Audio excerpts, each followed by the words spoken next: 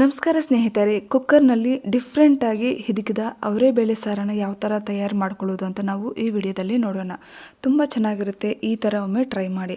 ಮೊದಲಿಗೆ ಕುಕ್ಕರ್ನಲ್ಲಿ ನಾನು ಹಿದಿಕಿದ ಅವರೆಬೇಳೆಯನ್ನು ಸೇರಿಸ್ತಾ ಇದ್ದೀನಿ. ಈಗ ಇದರಲ್ಲಿ ಅರ್ಧ ಟೊಮೊಟೊ ಹಣ್ಣು, ಒಂದು ಆಲೂಗಡ್ಡೆ, ಒಂದು ಕ್ಯಾರೆಟನ್ನು ಈ ಥರ ಸಣ್ಣ ಸಣ್ಣದಾಗಿ ಕಟ್ ಮಾಡಿ ಸೇರಿಸಿದ್ದೀನಿ. ಇದರಲ್ಲಿ ಬದನೆಕಾಯನ್ನು ಸೇರಿಸಿದ್ರೆ ಇನ್ನೂ ರುಚಿ ಅಂತೂ ಅದ್ಭುತವಾಗಿರುತ್ತೆ. ಈಗ ಮಸಾಲೆಯನ್ನು ರುಬ್ಕೊಳ್ಳೋದಕ್ಕೆ ಒಂದು ಈರುಳ್ಳಿ, ಸ್ವಲ್ಪ ಕಾಯಿ, ಸ್ವಲ್ಪ ಕೊತ್ತಂಬರಿ ಸೊಪ್ಪು, ಅರ್ಧ ಟೊಮೊಟೊ ಹಣ್ಣು, ಒಂದು ಬೆಳ್ಳುಳ್ಳಿ ಗಡ್ಡೆ ಹಾಗೂ 1 ಇಂಚ್ ಆಗುವಷ್ಟು ಶುಂಠಿ, 5-6 ಲವಂಗ, 1 ಇಂಚ್ ಆಗುವಷ್ಟು ಚಕ್ಕೆ, ದಾಲ್ಚಿನ್ನಿ ಚಕ್ಕೆಯನ್ನು ಸೇರಿಸಿ ಈಗ ಇವೆಲ್ಲವನ್ನು ನಾವು ಮಿಕ್ಸಿ ಜಾರಲ್ಲಿ ಹಾಕ್ಕೊಳ್ಳೋಣ.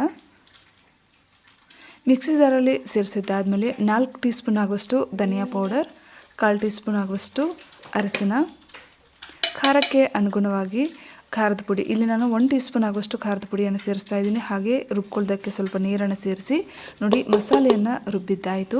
ಈಗ ಸ್ವಲ್ಪ ಕೊತ್ತಂಬರಿ ಸೊಪ್ಪನ್ನು ಸೇರಿಸಿ ರುಬ್ಬಿಟ್ಟಿರುವಂತಹ ಮಸಾಲೆಯನ್ನು ಕೂಡ ಇದರಲ್ಲೇ ಆ್ಯಡ್ ಮಾಡಿ. ಮಿಕ್ಸಿ ಜಾರಲ್ಲಿ ಮಸಾಲೆ ಉಳ್ಕೊಂಡಿರುತ್ತೆ, ಇದರಲ್ಲಿ ನೀರನ್ನು ಸೇರಿಸಿ ಒಮ್ಮೆ ಮಿಕ್ಸ್ ಮಾಡಿ ಇದರಲ್ಲೇ ಆ್ಯಡ್ ಮಾಡ್ಕೊಳ್ಳೋಣ. ನಂತರ ರುಚಿಗೆ ತಕ್ಕಷ್ಟು ಉಪ್ಪು, ಹಾಗೆ ಇದು ಜಾಸ್ತಿ ಗಟ್ಟಿ ಅಂತ ಅನಿಸಿದ್ರೆ ಸ್ವಲ್ಪ ನೀರನ್ನು ಸೇರಿಸಿ ಒಮ್ಮೆ ಮಿಕ್ಸ್ ಮಾಡ್ಕೊಳ್ಳೋಣ. ಈ ಟೈಮಲ್ಲಿ ನಾವು ಉಪ್ಪು ಖಾರ ಕರೆಕ್ಟಾಗಿದೆಯಾ ಇಲ್ವಾ ಅಂತ ಒಮ್ಮೆ ಚೆಕ್ ಮಾಡಿಕೊಂಡು ಕಡಿಮೆ ಇದ್ದರೆ ಉಪ್ಪು ಮತ್ತು ಖಾರವನ್ನು ಸೇರಿಸ್ಬೋದು. ಬೇಕಂತಂದರೆ ಇದರಲ್ಲಿ ಪುದೀನ ಸೊಪ್ಪನ್ನು ಕೂಡ ಸೇರಿಸಬಹುದು. ಈಗ ಕುಕ್ಕರ್ ಲಿಡ್ ಇಟ್ಟು ಕ್ಲೋಸ್ ಮಾಡಿ 1 ವಿಸಿಲ್ ಕೂಗಿಸ್ಕೊಳ್ಳೋಣ. ನೋಡಿ ಇದು ಕರೆಕ್ಟಾಗಿ 1 ವಿಸಿಲ್ ಬಂದರೆ ಸಾಕು. ನೋಡಿ 1 ವಿಸಿಲ್ ಬಂದಿದೆ. ಸೊ ಇವಾಗ ನಾವು ಕಂಪ್ಲೀಟಾಗಿ ಗಾಳಿಯನ್ನು ತೆಗೆದುಬಿಡಬೇಕು.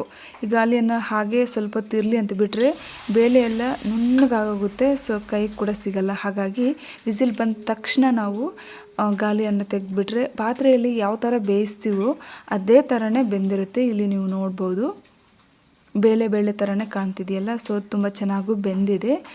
ಸೊ ಖಂಡಿತ ಈ ಟಿಪ್ಸನ್ನು ಫಾಲೋ ಮಾಡಿ ಕುಕ್ಕರಲ್ಲಿ ನೀವು ಈಸಿಯಾಗಿ ಹಿದಿಕಿದ ಅವರೆಬೇಳೆ ಸಾರನ್ನು ತಯಾರಿ ಮಾಡ್ಕೋಬೋದು. ಇದನ್ನು ಜಾಸ್ತಿ ಬೇಯಿಸ್ಕೋಬಾರ್ದು. ನೋಡಿ ಈಗ ಜಸ್ಟ್ ಲೋ ಫ್ಲೇಮ್ನಲ್ಲಿ ಒಂದು ಕುದಿಯೋದಕ್ಕೆ ಬಿಡೋಣ. ಇದು ಕುದೀತಾ ಇರಲಿ ಅಷ್ಟರಲ್ಲಿಗೆ ಒಗ್ಗರಣೆ ಮಾಡ್ಕೊಳ್ಳೋಣ. ಒಗ್ಗರಣೆ ಮಾಡ್ಕೊಳ್ಳೋದಕ್ಕೆ ಒಂದು ಬಾಣಲೆಯಲ್ಲಿ 2 ಟೀ ಸ್ಪೂನ್ ಆಗೋಷ್ಟು ಆಯಿಲನ್ನು ಸೇರಿಸಿ ಆಯಿಲ್ ಚೆನ್ನಾಗಿ ಬಿಸಿ ಆಗಿದ್ದಾದಮೇಲೆ ಅರ್ಧ ಟೀ ಸ್ಪೂನ್ ಆಗೋಷ್ಟು ಸಾಸಿವೆಯನ್ನು ಸೇರಿಸಿ ಸಾಸಿವೆ ಚೆನ್ನಾಗಿ ಸಿಡಿದಿದ್ದಾದಮೇಲೆ ಅರ್ಧ ಈರುಳ್ಳಿಯನ್ನು ಈ ಥರ ಸಣ್ಣದಾಗಿ ಕಟ್ ಮಾಡಿ ಸೇರಿಸಿ ಚೆನ್ನಾಗಿ ಫ್ರೈ ಮಾಡಬೇಕು.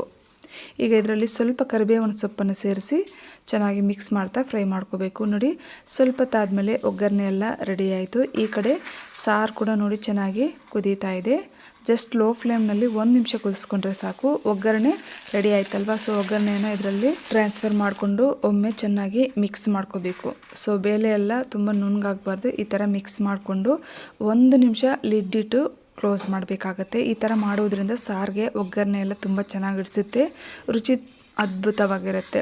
ಇದೇನಾದರೂ ತುಂಬ ಗಟ್ಟಿ ಅಂತ ಅನಿಸಿದ್ರೆ ಒಗ್ಗರಣೆ ಮಾಡ್ಕೊಳ್ಳೋದಕ್ಕಿಂತ ಮುಂಚೆ ಇದರಲ್ಲಿ ಸ್ವಲ್ಪ ಬಿಸಿ ನೀರನ್ನು ಆ್ಯಡ್ ಮಾಡ್ಕೋಬೋದು. ನೋಡಿ 1 ನಿಮಿಷ ಲಿಡ್ ಇಟ್ಟು ಕ್ಲೋಸ್ ಮಾಡಿ ಓಪನ್ ಮಾಡಿಕೊಂಡು ಫೈನಲಾಗಿ ಸ್ವಲ್ಪ ಕೊತ್ತಂಬರಿ ಸೊಪ್ಪನ್ನು ಸೇರಿಸಿ ಸರ್ವ್ ಮಾಡ್ಕೋಬೋದು. ಇದು ರೈಸ್, ಚಪಾತಿ, ಮುದ್ದೆ ಎಲ್ಲದಕ್ಕೂ ಸೂಪರ್ ಆಗಿರುತ್ತೆ. ಹಾಗೆ ಮಾಡೋದು ಕೂಡ ತುಂಬ ಸುಲಭ. ವಿಡಿಯೋ ವೀಕ್ಷಿಸಿದ್ದಕ್ಕಾಗಿ ಧನ್ಯವಾದಗಳು.